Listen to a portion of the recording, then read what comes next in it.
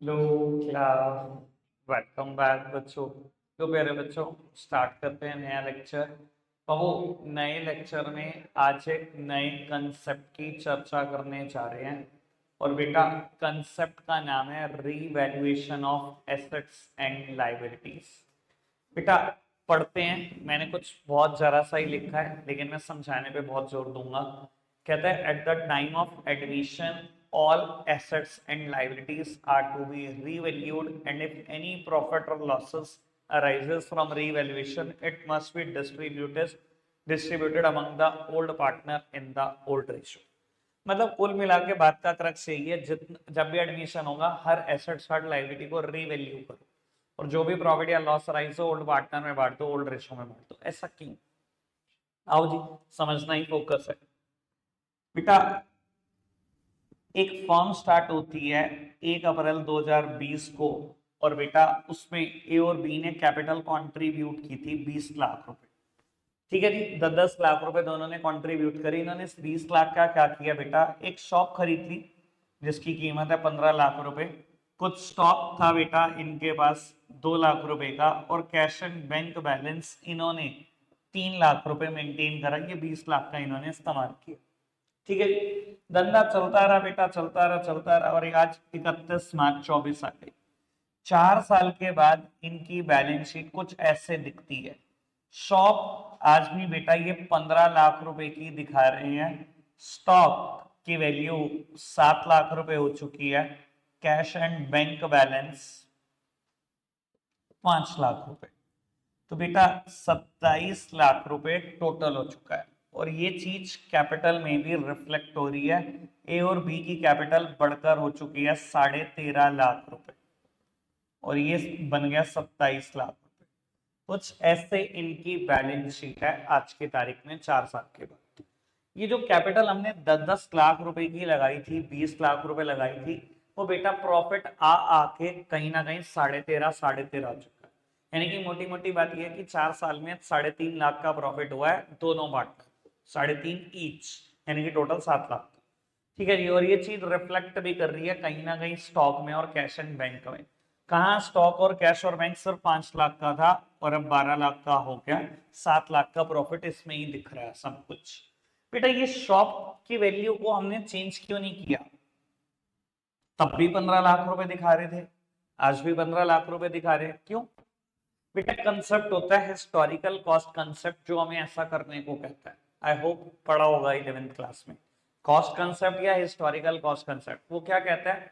Always value your assets at a purchased value और at the acquisition value. हमेशा अपनी assets को दिखाते रहो परचेज वैल्यू पर और या एक्विजिशन वैल्यू पर। मैंने दिखा दिया बेटा, अपनी एक्विजिशन वैल्यू पर ही रिकॉर्ड कर रहा हूँ उसको 15 लाख रुपए, लेकिन रियलिटी में आज की तारीख में इसकी वैल्यू 20 ही लाख रुपए हो चुकी है। आज की तारीख में 20 लाख की हो चुकी है, पर मैं भी अभी 15 लाख का ही दिखा रहा हूं, क्योंकि मैंने क्या करा, हिस्टोरिकल कॉस्ट कंसेप्ट को पूरा किया।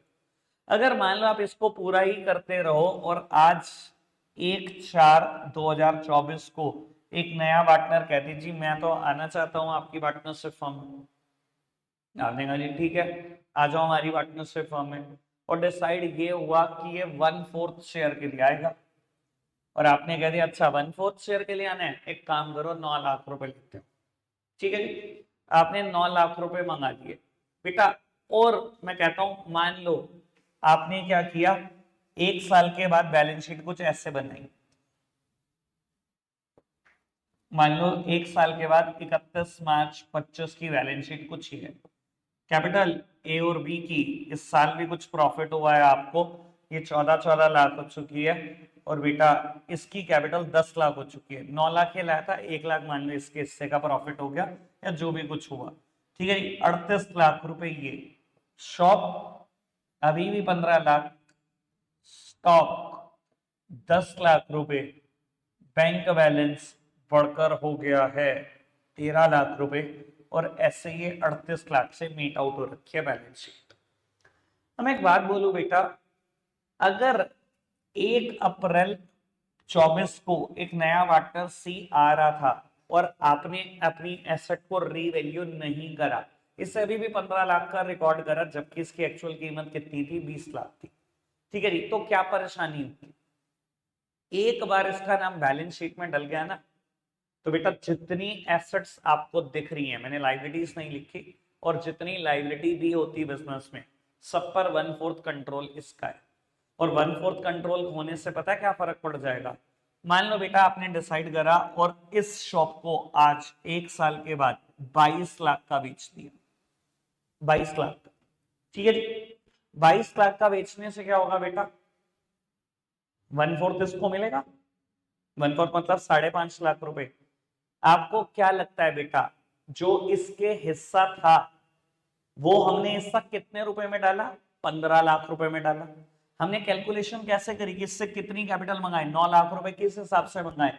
हमने कैलकुलेशन शॉप की 15 लाख रुपए लेकर कर दी, 15 लाख के हिसाब से इससे कैपिटल मंगा लिया आपने। बेटा आज के दिन सच में शॉप की वैल्यू 15 लाख थी? आज के दिन शॉप की वैल्यू कितनी थी बेटा? 20 लाख रुपए थी। मैंने 15 लाख के हिसाब से कैपिटल मंगा लिया। आपको नहीं लगता पहली बात तो मैंने कैपिटल कम मंगा ली? दूसरी बात बेटा, आज के दिन अगर शॉप की वैल्यू 20 लाख रुपए थी, इसके आने से शॉप की वैल्यू सिर्फ 2 लाख रुपए बढ़ी है। 2 लाख रुपए बढ़ने से क्या होगा बेटा? 2 लाख का 1/4, इसको प्रॉफिट में कितना हिस्सा मिलना चाहिए शॉप के? 50 का। लेकिन इसको हिस्सा कितना मिल रहा है? 15 लाख की शॉप थी, 22 की बिकी, 7 लाख का 1/4 ले रहा है ये तो। कैपिटल भी कम मंगा ली, इसको हिस्सा भी प्रॉफिट में ज्यादा मिल गया। आपको नहीं लगता सब कुछ गलत हो गया ये तो?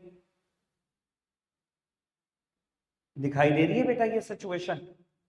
तो बाबू इसी वजह से बोला जाता है जब भी कोई नया पार्टनर एडमिट होगा, हम हर एसेट्स को रीवैल्यू करेंगे, हर लाइबिलिटी को रीवैल्यू करेंगे, और रीवैल्यूएशन से जो भी प्रॉफिट या लॉस अराइज होगा हमेशा बांट दिया जाएगा ओल्ड पार्टनर में, ओल्ड रेशो।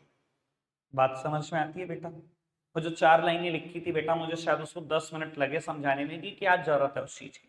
जरूरत समझ में? ठीक है जी। अब बेटा मैं आगे बढ़ा रहा हूं बात को, और बहुत सारे एग्जाम्पल से मुझे कुछ चीजें क्लियर करनी है। ठीक है जी, एक एग्जाम्पल लिख रहे हैं आप सब मेरे साथ साथ, फटाफट से लिखना शुरू करना।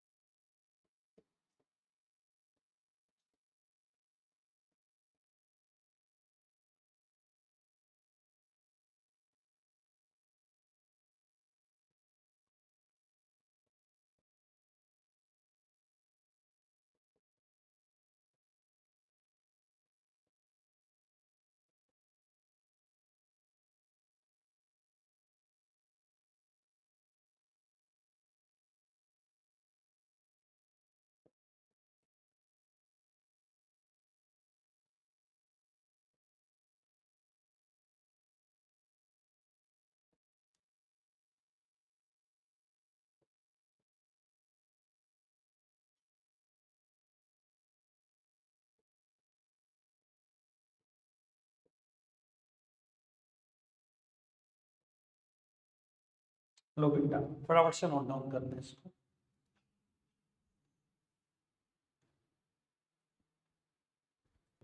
प्यारे बच्चों, अब मैं आपको 2-3 बातें क्लियर कर देता हूँ। सबसे पहले बेटा, रीवैल्यूएशन की ना जर्नल एंट्रीज आनी बहुत जरूरी है। साथ ही साथ रीवैल्यूएशन अकाउंट भी बनाना आना बड़ा जरूरी है। ठीक है जी। और जर्नल एंट्रीज आने के बाद, अकाउंट आ जाने के बाद, फिर मैं एक और बात बताऊं। अभी आप सामने देखो बेटा, ये 6 ट्रांजैक्शन मुझे दी गई हैं, और मान लो मेरे को कहा गया है ए और बी दो पार्टनर हैं, ओल्ड पार्टनर, और इनकी ओल्ड बी है सारे 1:1। ठीक है जी। आओ रीवैल्यूएशन की जर्नल एंट्रीज करते हैं। बेटा कहा गया फर्नीचर है जिसकी बुक वैल्यू 1 लाख थी, आपने बुक्स में 1 लाख का दिखाया हुआ था, उसको रीवैल्यू कर दो 1,20,000 का दिखा दो। यानी कि फर्नीचर की वैल्यू मुझे 20,000 से बढ़ानी है। कैसे सोचते हैं बेटा जर्नल एंट्री, ये बताता हूँ। बेटा एक एसेट है 1 लाख रुपए की फर्नीचर, मुझे 1,20,000 तक लिख जाना है। एसेट्स हमेशा डेबिट होती हैं, अगर उनकी वैल्यू बढ़ानी है तो बेटा डेबिट करके ही बढ़ा सकते हो। ठीक है जी, 1 लाख है, 20,000 और बढ़ानी है, 20,000 से फर्नीचर को डेबिट कर दो। अगर फर्नीचर को करूंगा डेबिट तो बेटा क्रेडिट किसको करूं? प्यारे बच्चों क्रेडिट किसको करोगे? रीवैल्यूएशन को ही क्रेडिट करोगे। तो टू रीवैल्यूएशन अकाउंट 20,000 से मैंने फर्नीचर को कर दिया डेबिट और रीवैल्यूएशन को कर दिया क्रेडिट। चलो जी आगे बढ़ते हैं। बेटा नेक्स्ट वन है stock of 80,000 to be reduced by 40%। 80,000 का स्टॉक है, 40% से कम कर दो। 40% मतलब 32,000। 32,000 से कम करना है। स्टॉक एसेट है, डेबिट होती है। अगर किसी एसेट को कभी कम करना पड़े तो कैसे कम कर सकते हो? साइड बदल दो, यानी कि क्रेडिट कर दो। अगर स्टॉक होगा क्रेडिट तो बेटा डेबिट क्या होगा? डेबिट होगा बेटा revaluation account. Revaluation account, revaluation account debit to stock account 32,000 रुपए।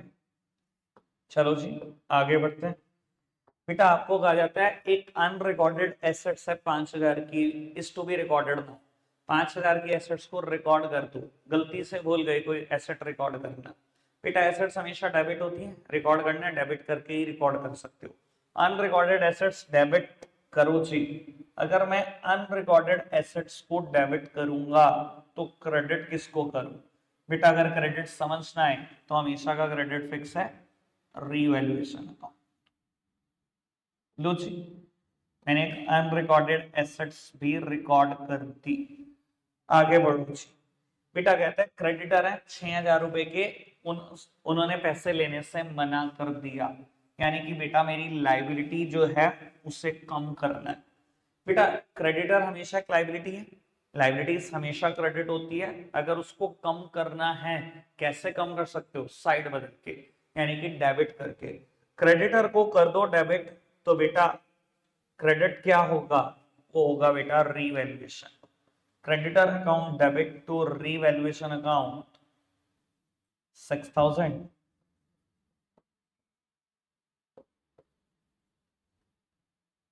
आगे बढ़ते हैं नेक्स्ट वन। बेटा कहते हैं प्रोविजन है 10,000 रुपए का, उसको इंक्रीज कर दो 12,000 तक ले जाओ। यानी कि 2,000 का इंक्रीज करना है, 10 का तो पहले ही है, 2,000 और इंक्रीज करना है, 12 तक पहुंचाना है। ठीक है जी 12 तक पहुंचा दे, 2,000 से बढ़ा दे। बेटा प्रोविजन इज अ लाइबिलिटी, अगर उसको बढ़ाना है तो कैसे बढ़ा सकते हैं? लाइबिलिटी जब भी बढ़ानी है बेटा लाइबिलिटी क्रेडिट होती है, कैसे बढ़ा सकते हैं? और क्रेडिट कर दो, 2,000 से और क्रेडिट करो, बढ़ जाएगा automatically. To provision account, to provision account debit किसको करेंगे? Revaluation. Revaluation account debit to provision account 2,000।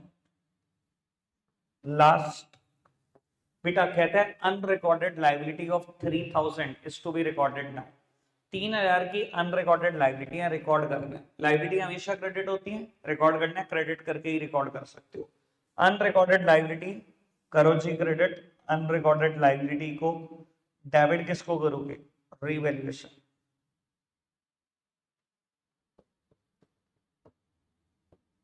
Low Uttar 6 entry करी। आई होप बात तो समझ में आई गई होगी। एसेट्स हमेशा डेबिट होती हैं, रिकॉर्ड करना है किसी अनरिकॉर्डेड एसेट को डेबिट कर दो, एसेट को बढ़ाना है डेबिट कर दो, कम करना है क्रेडिट कर दो। लाइबिलिटी हमेशा क्रेडिट होती है, अनरिकॉर्डेड लाइबिलिटी रिकॉर्ड करना है क्रेडिट कर दो, लाइबिलिटी को बढ़ाना है क्रेडिट कर दो, कम करना है डेबिट कर दो। कुल मिला के 6 ही बातें हैं बेटा, 6 जर्नल एंट्री डन अभी भी, लेकिन मेरी बात खत्म नहीं हुई। बाबू रीवैल्यूएशन का प्रॉफिट या लॉस तो आया नहीं इससे। बेटा कोई नहीं, प्रॉफिट या लॉस भी आएगा। अब प्रॉफिट या लॉस कैसे निकालते हैं? ज्यादातर केस में बेटा हम ना अकाउंट बना लेते हैं प्रॉफिट या लॉस निकालने के लिए। एक बार मैं अकाउंट भी अच्छे से क्लियर कर दूं आपको, फिर मैंने अभी कहा है अभी कुछ और भी बात रह जाएगी।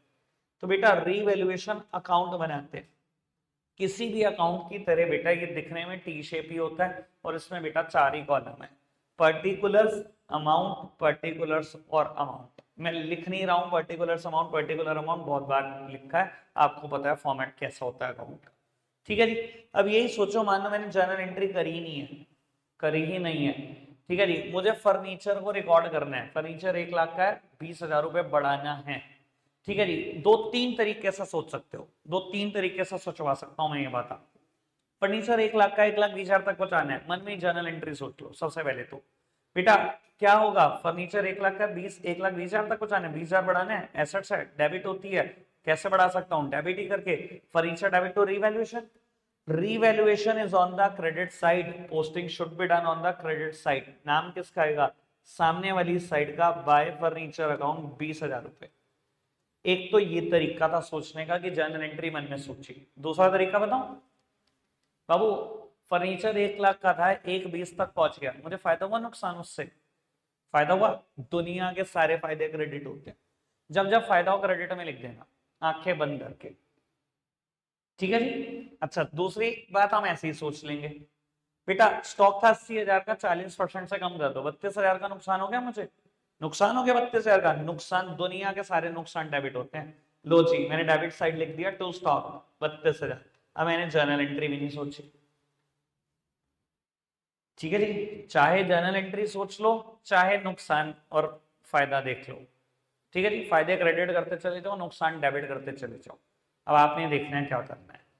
ठीक है, अनरिकॉर्डेड एसेट्स है 5,000 रुपए के लिए, एंट्री यही है ना, अनरिकॉर्डेड थी बेटा, अगर आज मेरे को रिकॉर्ड करनी पड़ रही है, मेरा तो फायदा है।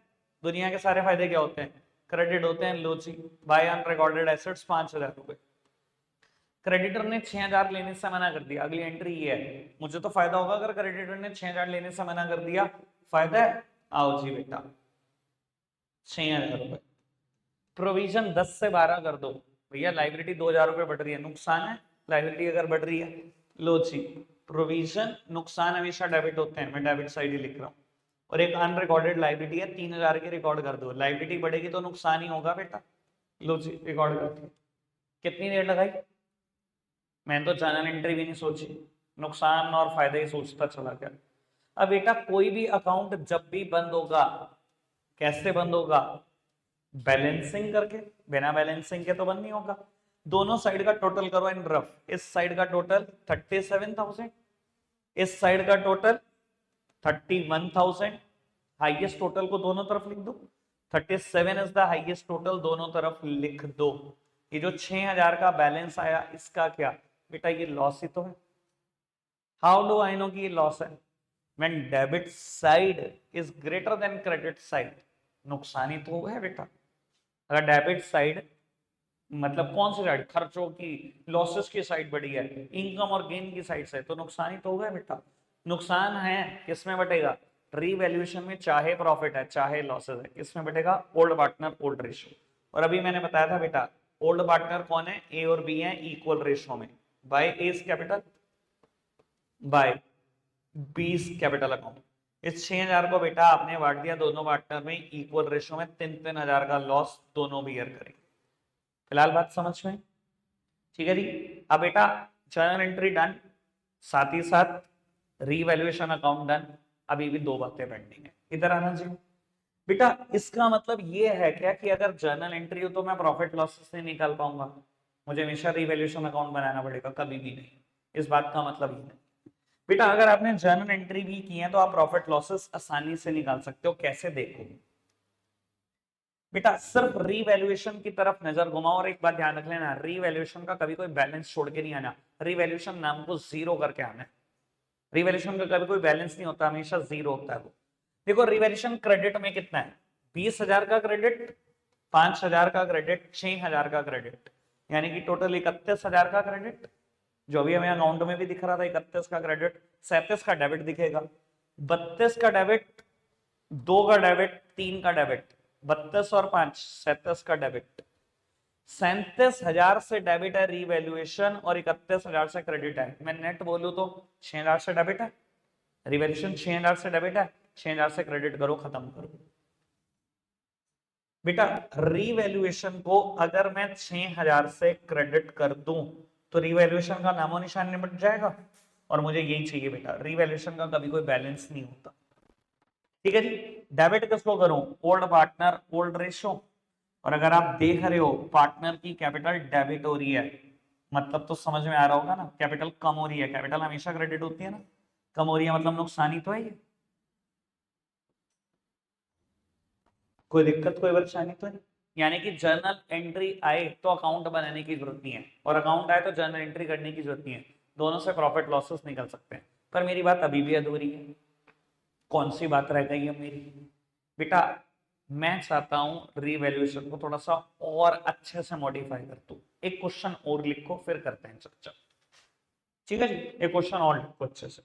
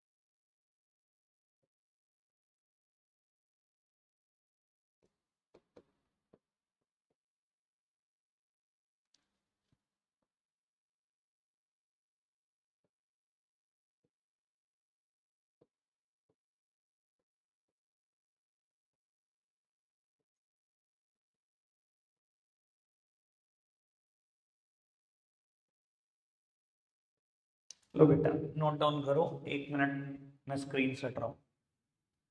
चलो जी स्टार्ट करें, सामने देखना। बेटा मैं चाहता हूं कि अभी आप इसी क्वेश्चन को जर्नल एंट्री से करो। मैंने कहा है मेरे को कुछ और इस प्रोसेस को मॉडिफाई करना है। अभी बेटा मैंने ना पहले एक क्वेश्चन किया जिसमें जहां पर रीवैल्यूएशन की 6 एंट्री है। ठीक है, अगर 6 एंट्री थी तो मैंने टोटल कितनी एंट्री करी, 7। क्यों, 6 तो वो ही करी एंट्री, लेकिन साथ में अगर रिवैल्यूएशन का प्रॉफिट आया या लॉस उसको बांटने की एंट्री करी। ठीक है, पर बेटा मैं उसको मॉडिफाई करके एक बात बोल रहा हूँ, जब मर्जी रिवैल्यूएशन की एंट्रीज आ जाए और जितनी मर्जी आ जाए, कुल मिला के टोटल में 3 ही एंट्री होंगी, दैट्स इट। याद आ रही होगी बात तो मेरी। क्यों 3 ही क्यों एंट्री होंगी बेटा, मैं सारी एंट्री कंबाइन करने में विश्वास करूंगा। मैं क्या कर रहा हूं ये समझो। पहली एंट्री में मैं रीवैल्यूएशन को डेबिट कर रहा हूं, रीवैल्यूएशन अकाउंट डेबिट। जहां जहां भी रीवैल्यूएशन डेबिट होगा बाबू, वो फिगर यहां जुड़ती चली जाएगी, क्रेडिट साइड में भरता चला जाऊंगा। कंबाइन एंट्री कर रहा हूं। दूसरी एंट्री में मैं बेटा रीवैल्यूएशन को क्रेडिट करूंगा और तीसरी एंट्री में बैलेंस को बांट दूंगा, इधर रीवैल्यूएशन में प्रॉफिट आए या लॉस आए।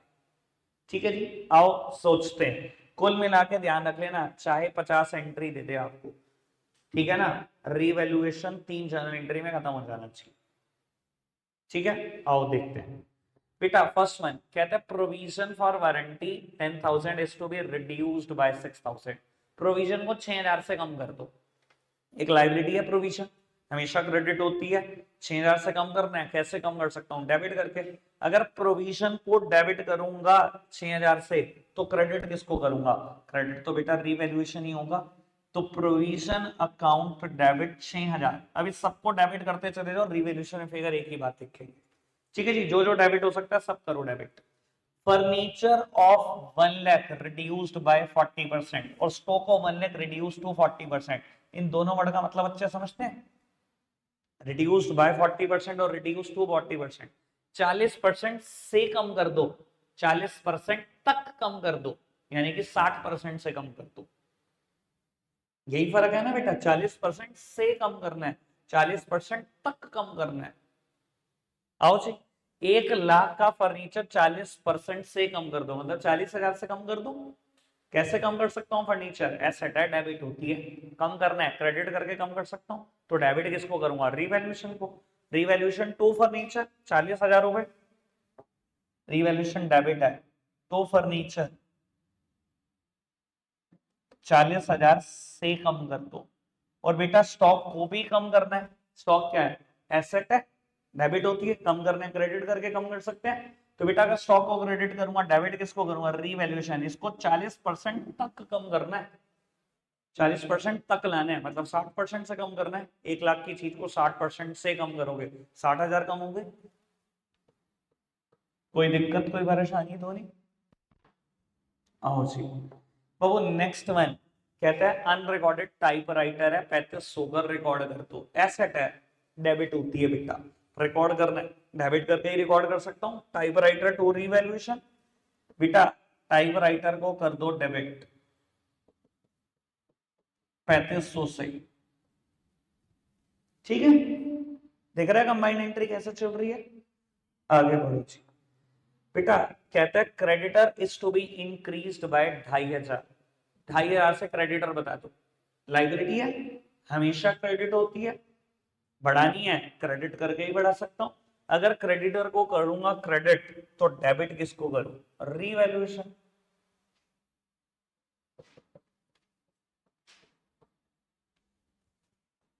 लास्ट वन, अनरिकॉर्डेड लाइबिलिटी है 1,500 रुपए की, उसको भी रिकॉर्ड करना है। लाइबिलिटी को रिकॉर्ड करना है, क्रेडिट करके ही रिकॉर्ड कर सकते हैं, कर दो जी रिकॉर्ड 1,500 से अनरिकॉर्डेड लाइबिलिटी अकाउंट। बस डन, ठीक है जी। 1,04,000, लो जी कंबाइंड अमाउंट लिखती 9500 रुपए, कंबाइंड अमाउंट लिखती बेटा। रीवैल्यूएशन डेबिट है 1,04,000 से, क्रेडिट है 9500 रुपए से, ठीक है जी। 94,500 रुपए नेट में डेबिट है, 94,500 नेट में डेबिट है, ठीक है जी। रिवैल्यूएशन का कभी कोई बैलेंस हो सकता है?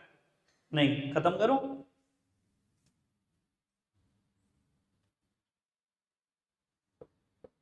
Debit 1,04,000, credit 9500, net debit 94,500 net debit. खत्म करो जी। कैसे खत्म कर सकते हैं? जितना डेबिट में बढ़ा उतना कर दो क्रेडिट। रीवैल्यूएशन को क्रेडिट कर दिया 94,500 से, तो डेबिट किसको करूं? Old partners old ratio. मेरा एग्जांपल सेम है, अभी ए और बी दोनों ओल्ड पार्टनर है और इक्वल रेशो में। A capital account debit, B capital account debit. 47,250, 47,250। बात तो समझ में आई गई होगी बेटा? कोई दिक्कत, कोई परेशानी तो नहीं? अभी मैं बता देता हूँ बेटा, लास्ट लेक्चर में ना हमने 3 क्वेश्चन करे थे अनडिस्ट्रीब्यूटेड प्रॉफिट और लॉसेस पर। वो शायद क्वेश्चन नंबर 48, 49, 50th और 51 का ए पार्ट था। 51 का बी पार्ट पेंडिंग है, वो भी होएगा ही, बिल्कुल आखिरी में होगा, ठीक है। और इससे पहले मैं 39 क्वेश्चन तक कर चुका हूं, जहां मैं हेड एंड गुडविल की बात कर रहा हूं, ठीक है जी। बेटा मैं बता रहा हूं, मुझे 40th क्वेश्चन से लेकर 48 तक ये 9 क्वेश्चन चाहिए कल आपकी कॉपी में, जिसमें से 2 के प्रोबेबल चांसेस हैं प्रॉब्लम आने के, 43 एक 45, क्योंकि आप 11th में ढंग से नहीं पढ़ते थे, ठीक है जी। मैं बता रहा हूँ प्रोबेबल चांसेस हैं, आ गया तो ठीक, नहीं आया तो ठीक है ही है, ठीक है जी। अगर किसी की कल कोई प्रॉब्लम ना आई, मैं सीधा बड़ा क्वेश्चन पे शिफ्ट करूंगा, और प्रॉब्लम हुई तो प्रॉब्लम बेटा 10 मिनट में लेके बड़े क्वेश्चन पे मुझे कल जाना ही जाना है, ठीक है जी। अभी जिनकी पास्ट ईयर क्वेश्चन में कोई भी प्रॉब्लम है वो अभी ले सकते हैं, ठीक है जी। और जब मैं पास्ट ईयर क्वेश्चन पर ऑफिशियली शिफ्ट करूंगा तो ये प्रॉब्लम दोबारा भी बता दूंगा स्क्रीन पर। अभी जिन्होंने किया है बेटा सर वही प्रॉब्लम है। रखा आज के लिए इतना ही, रहे हैं, बाय बाय।